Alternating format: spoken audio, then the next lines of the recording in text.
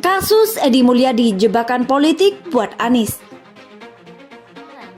Apakah pemerintah atau aparat mau dan berani bersikap tegas terhadap gerombolan ini?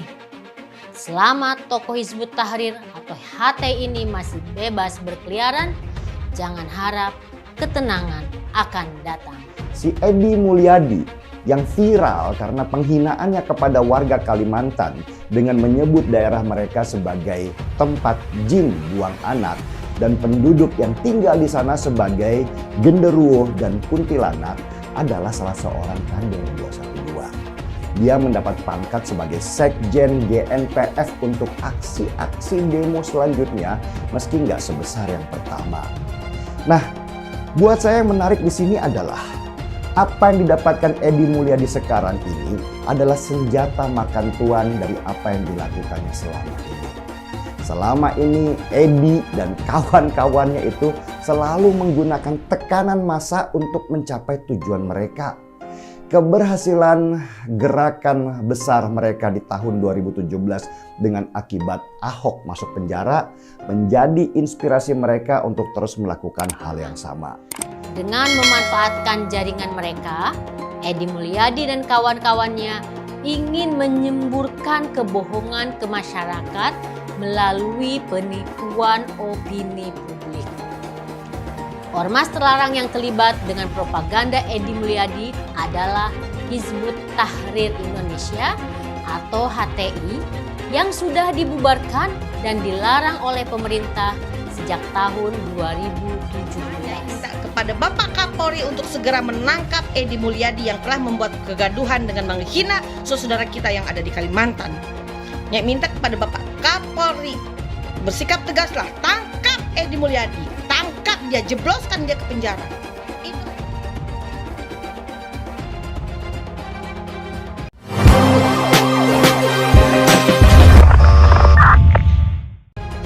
Entah sudah jadi suratan takdir atau itu bagian dari karma, ada beberapa hal yang terjadi bersamaan dan berurutan dalam beberapa hari belakangan ini menyangkut Anies Baswedan dan Edi Mulyadi.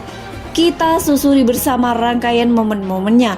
Edi Mulyadi kini harus menghadapi konsekuensi pernyataan yang menghina warga Kalimantan. Perkataan Edi yang menyebut warga Kalimantan seperti jin, kuntilanak, dan genderuwo diucapkan dalam sebuah video di YouTube. Video itu sudah tayang sejak Selasa tanggal 18 Januari 2022. Sejak saat itu, kehebohan pun terakumulasi hingga sekarang.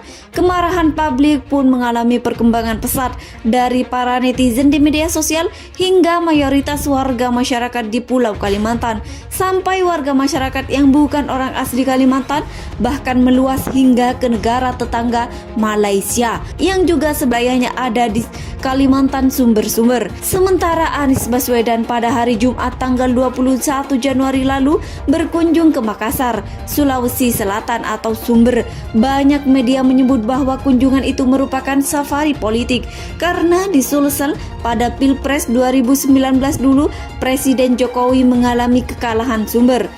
Sulsel juga dikenal sebagai daerah asal Yusuf Kala, tokoh yang disebut berdiri di balik kemajunya Anies di Gubernur DKI Jakarta Sumber.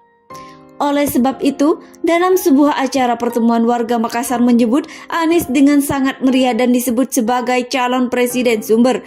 Dalam acara itu pula Anies belagak menyindir moto Presiden Jokowi yang berbunyi kerja, kerja, kerja dan disambut dengan gelak tawa karena Makassar sumber-sumber. Saya yakin semua itu membuat Anies seperti terbang ke langit bagai Superman lalu mendarat di dalam istana presiden. Sudahlah, kita tidak boleh merusak kebahagiaan Anies ya. Oke, lanjut guys. Momen berikutnya adalah momen yang sangat kurang ajar terhadap kebahagiaan Anies tadi. Ketika Anies mendarat di Makassar, tidak ada yang mengira bahwa pada hari yang sama sebuah lembaga survei Nusantara Strategic Network atau NSN meliris hasil survei yang sangat menampar kebahagiaan Anies. Survei itu tentang kepuasan masyarakat DKI Jakarta atas kinerja Gubernur Anies. Hasilnya yang puas hanya 33,8%, sedangkan yang tidak puas sangat banyak mencapai 60,3% Sumber. Hal ini terbalik dengan hasil survei kepuasan publik terhadap kinerja Presiden Jokowi. Dalam berbagai survei, yang puas dengan kinerja Presiden Jokowi mencapai 50% hingga 8%. Gimana Anies nggak terkejut mendengarnya? Momen survei kedua yang juga menohok Anies terjadi sesudah Anies menyelesaikan safari politiknya di Makassar, yakni pada Selasa lalu tanggal 25 Januari. Sebuah lembaga riset Center for Strategic of Islamic and International Studies atau CSIIS melakukan survei pilihan calon presiden terhadap warga Nahdlatul Ulama atau NU. NU merupakan ormas Islam terbesar di Indonesia. Pada tahun 2019, akun media sosial resmi NU menyebutkan anggotanya mencapai 91,2 juta orang sumber. Belum termasuk simpatisan dan keluarganya ya. Artinya survei calon presiden bagi warga NU berarti penting dalam dunia politik tanah air. Lucunya, nama Anies tidak ada dalam kandidat capres ditemukan oleh survei ini. Lalu, apa hubungannya antara Edi dan Anies Baswedan? Pertama, dari segi latar belakang, Edi Mulyadi punya kedekatan dengan Anies. Edi pernah jadi caleg dari PKS yang maju di daerah pilihan Jakarta 3 Sumber. PKS merupakan salah satu partai yang mengusung Gubernur Anies. Bahkan dalam rencana gelaran reuni 212 tahun 2019, Edi Mulyadi sebagai Sekjen GNPF Ulama adalah sosok yang memberi pernyataan ke media bahwa Anies diundang dan akan memberi sambutan di acara tersebut. Tentu fakta di atas tidak akan ngefek ke Anies. Justru fakta kedua yang telah menyenggol Anies, yakni orang-orang yang membela Edi Mulyadi. Hah?